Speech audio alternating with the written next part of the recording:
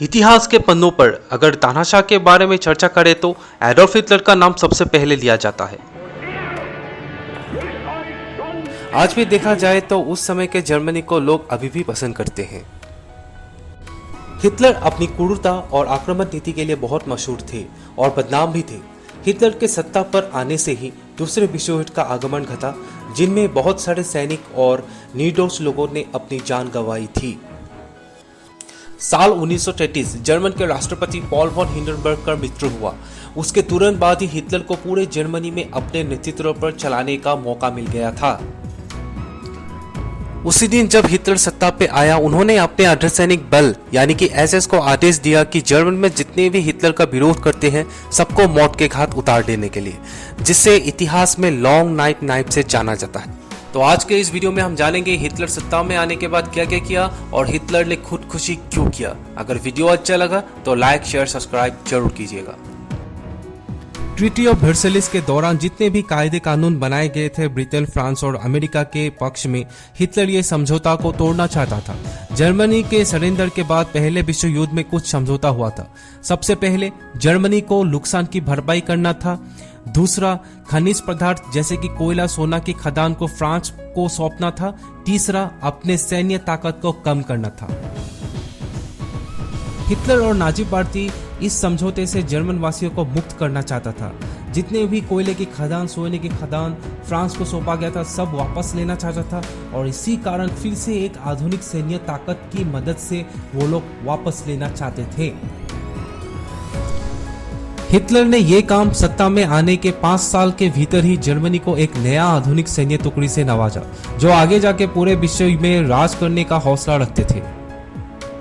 और साथ ही साथ जर्मन और उनकी नाजी पार्टी का उद्देश्य था कि जर्मन में जितने भी अन्य जाति के लोग, नापुंसक, होमो, सबको मार के एक नया शुरुआत करने का।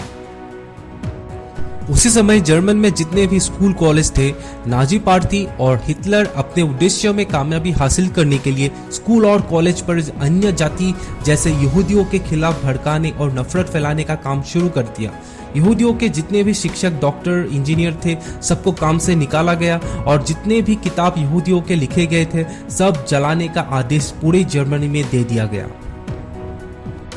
हिटलर और नाजी पार्टी पहले से ही एक बात मानते आए थे, यहूदियों के कारण जर्मनी को सरेंडर करना पड़ा और जितने भी यहूदी थे सब कम्युनिस्ट सोवियत संघ के सपोर्ट में थे, जो कि जर्मन में एक कम्युनिस्ट सरकार लाने का नीति बना रहे थे। इसी बात को मानते ही हिटलर ने नफरत और क्रूरता विचारधाराओं से जर्मन के निवासियों को यहूदियों के खिलाफ भड़काया था। हिटलर और उसकी पार्टी सत्ता में आने के बाद ही यहूदियों का खात्मा करने का नीति बनाना शुरू कर दिया और साथ ही साथ पहले विश्व युद्ध के दौरान जर्मन ने खोए हुए मान सम्मान को वापस लाने का रणनीति बनाना शुरू कर दिया। सितंबर साल 1939 में जर्मन ने पोलैंड पर हमला कर दिया और ठीक एक साल बाद 1940 में फ्रांस को अपने कब्जे में ले लिया। शुरुआती दौर में जर्मन के आधुनिक हथियारों से लैस टुकड़ी को बाकी के देश डरते थे। जर्मन के आधुनिक लड़ाकू विमान, टैंक और बंदूक जितने भी थे सब उन्नत थे बाकी देशों के तुलना पर। दूसरे विश्व युद्ध के दौरान जितने भी देशों पर हिटलर ने कब्जा किया था, वहां भी यहूदियों, जिप्सी और नपुंसकों की हत्या करने का जुर्म भी कर रहे थे जर्मन के अर्धसैनिक टुकड़ी। इसी खून खराबों के कारण हिटलर के खिलाफ यूएस, ब्रिटेन, फ्रांस, पोलैंड जैसे देशों पर जर्मन के ऊपर क्रोध भर चुका था। पहले चरण में तो सब ठीक ठाक चल रहा था। हिटलर और जोसेफ स्टालिन, जो कि सोवियत संघ का राष्ट्रपति था, इन दोनों के बीच एक नॉन एग्रेशन पैक्ट यानी कि गैर आक्रामकता समझौता किया गया। इस समझौते के मुताबिक जर्मन और सोवियत संघ एक दूसरे को कभी हमला नहीं करेगा। सोवियत संघ जितना चाहे अपना पड़ोसी मुल्क को कब्जा कर सकता है और जर्मनी जितना चाहे। लेकिन हिटलर ने एक बहुत बड़ा गलती कर दिया। इस गलती के कारण हिटलर ने अपनी मौत को खुद बुला लिया था। हिटलर अपने सैन्य टुकड़ी और उसकी अत्याधुनिक विमान, टैंक्स, गोला बारूद और रणनीति पर इतना विश्वास था कि वे सोच रहे थे कि सोवियत संघ में हमला करने के लिए यह सही मौका है। हिटलर अपनी अहंकार की वजह से बहुत सारे चीजों को अनदेखा कर चुके थे। ये भूल चुके थे कि सोवियत संघ एक बहुत बड़ा देश है।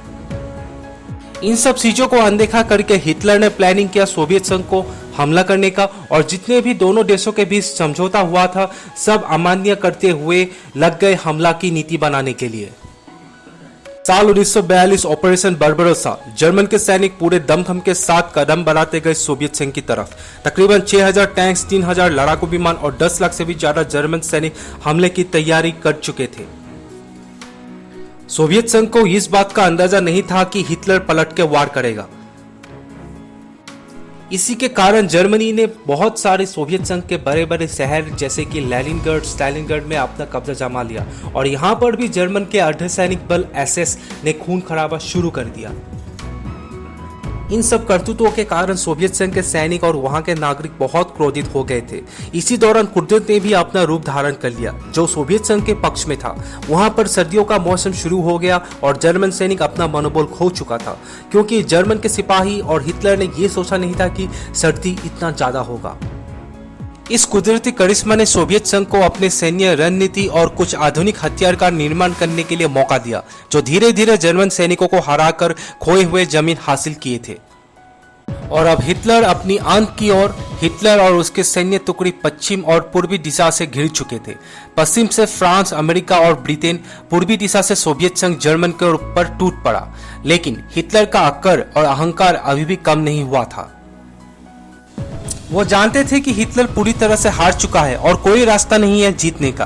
दूसरे विश्व युद्ध के अंतिम चरण में हिटलर अपने होने वाली बीबी इवा ब्राउन और कुछ बड़े बड़े नाजी पार्टी के सदस्य, सैन्य अधिकारी के साथ अपने सीक्रेट बंकर में छुप गया।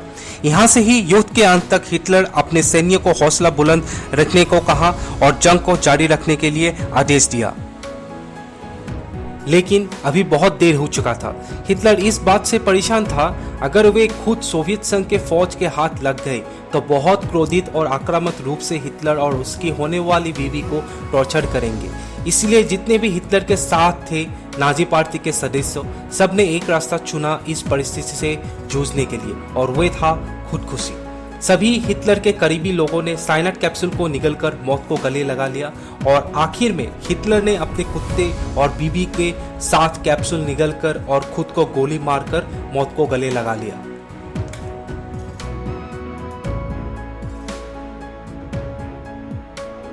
मरने से पहले हिटलर ने अपने सिपाही को यह आदेश दिया कि उनके मरे हुए जिस्म को जला देना है।